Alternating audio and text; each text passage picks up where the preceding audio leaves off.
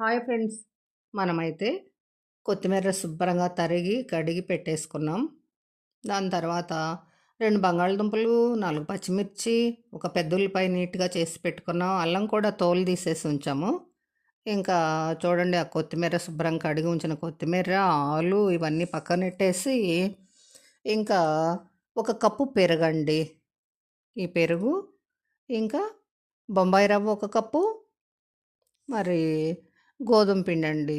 ఇది కొలతకి ఒక కప్పు పెరుగు, ఒక కప్పు బొంబాయి రవ్వ, మరి ఒక కప్పు గోధుమ పిండి, కొంచెం ఉప్పు వేసుకోవడం అండి. ఉప్పు కాసిన ఒక బౌల్‌లో కొద్దిగా నీళ్ళు వేసి, దానిలోనే కాస్త కారం కూడా వేసుకోవాలండి. చిటికెడు కారం కాదు, కారం కొంచెం అన్నమాట. అంటే ఒక స్పూన్ పట్టేలాగా. నేను స్పూన్‌తో వేయకుండా కొంచెం అలా చేత్తో తీసి వేశాను. కాస్త నీళ్ళు పోయటం. నీళ్ళైతే ఎక్కువ వేయొద్దండి. నీళ్ళు ఎక్కువ ఎక్కువ మాత్రం వేస్తే రానే రాదు. కాస్త తగ్గిచ్చే వేసుకోవాలి. అందులోకి పిండి టైట్‌గా కలుపుకోవాలి. అప్పుడు చాలా బావుంటది. దీన్ని ఏంటంటే, గోధుమ పిండి, రవ్వ, అదే బొంబాయి రవ్వ వేసిన ఒక మధుర పదార్థం అన్నమాట. దీంతో ఎంతో బావుంటదండి ఆరోగ్యానికి. చాలా హెల్తీగా ఉంటది. దీన్ని ఫస్ట్‌గా అలా విస్కర్ లేకపోతే అలాంటి గరిటె ఒకటి తీసుకొని కొంచెం అలా తిప్పేస్తే పూర్తిగా ఫైన్‌గా కలుస్తదనమాట పిండి. ఉండలు లేకుండా చక్కగా కలుస్తది.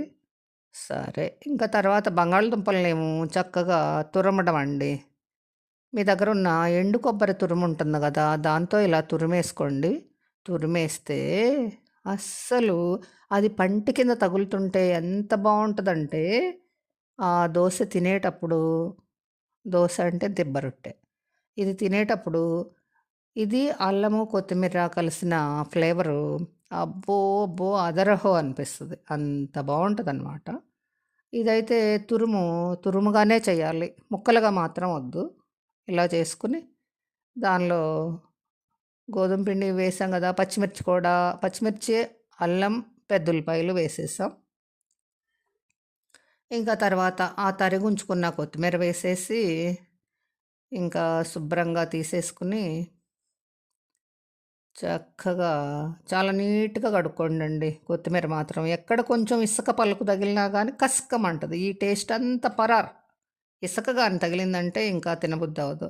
ఇంకా విస్కర్ తీసుకొని అలా తిప్పుకోండి. అది లేకపోతే ఆ గరిటెతో తిప్పుకోమని చెప్పాను గదా! కొంచెం అలా బెజ్జాలుగా ఉన్న టైప్ గరిటెలతో తిప్పినా కంప్లీట్‌గా ఉండనేది లేకుండా అవుతది. ఆల్రెడీ ఉల్లిపాయలు, కొత్తిమీర ఈ అన్ని ముక్కలు వేసేసరికి ఇలా తిప్పినప్పుడు అదే పిండంతా మామూలుగా వస్తదనుకోండి. అది తర్వాత విషయం. ఇంకా దీన్నైతే మాత్రం చక్కగా నాన్ స్టిక్ పాన్ ఉంటే నాన్ స్టిక్‌లో, లేదా ఫ్రెష్ కుక్కర్‌కొచ్చే ఫ్రెష్ పాన్ ఉంటుంది గదా! దానిలో గానీ వేసి కాలిస్తే బావుంటదండి. అది కంప్లీట్‌గా తిప్పి తీసి, తర్వాత మీకు నచ్చిన ఆయిల్ ఏదో ఒకటి మీ వంటకి ఏది వాడితే ఆ ఆయిల్ కాస్త వేసి, కాస్త గుంటగా ఉన్నదైతే బావుంటదండి. నా గిన్నె ఫ్లాట్‌గా ఉంది. నాకు ఫ్లాట్‌గా కావాలి అని అడిగితే, అప్పుడేదో మేము బాంబేలో ఉండగా తిరిగి తిరిగి ఉంటే మా వాణిమ్మకి కనపడినట్టుంది. అది అమెరికా వెళ్ళిన తర్వాత కొని పంపింది. కానీ ఈ దిబ్బ రొట్టె ప్రాసెస్‌కైతే ఈ గిన్నె పనికిరాదు. కాస్త గుంటగా ఉన్నది కావాలి. గుంటగున్న దానిలో అయితే ఇంకా ఫైన్‌గా వస్తదనమాట. ఇదిలా నూనె అలా ఇలా కదిపే పని లేకుండా ఈజీగా అవుతది. దీన్ని మాత్రం దీనికి పనికిరాదు. మీరు ఫ్రెష్ పాన్ గానీ, ఏదైనా గుంటగా ఉన్న మందపాటి గిన్నె గానీ, బాగా మందంగా ఉండాలి. అలాంటి గిన్నె గానీ పెట్టండి. ఇంకా దాన్ని లేకపోతే కాస్త కష్టం అవుతదండి. అష్ట కష్టాలు పడి ముష్టి యుద్ధం చేయాల్సొస్తది. అందుకోసం చెప్తున్నా. గుంటగా ఉన్న గిన్నె మాత్రమే వాడుకోండని. దీంతో కొంచెం కష్టపడ్డా నేను. అందుకనే మీకు చెప్తున్నా. చూడండి. ఎంతో రుచి, ఎంతో మధురం అన్నమాట ఇది. మన బాడీ ఎంతో ఎనర్జీని కూడా సంతరించుకుంటుందండి. చాలా బావుంటుంది. మీరు కూడా ట్రై చేయండి ఫ్రెండ్స్. ఓకేనా? Bye friends. ఓకే. చూడండి ఎంత బాగా కాలినాయో. ఓకేనా? Bye friends. చూడండి. మీకు కూడా వండుకొని, తిని, చూసి నాకు చెప్పండి దీని టేస్ట్ ఎలా ఉందో.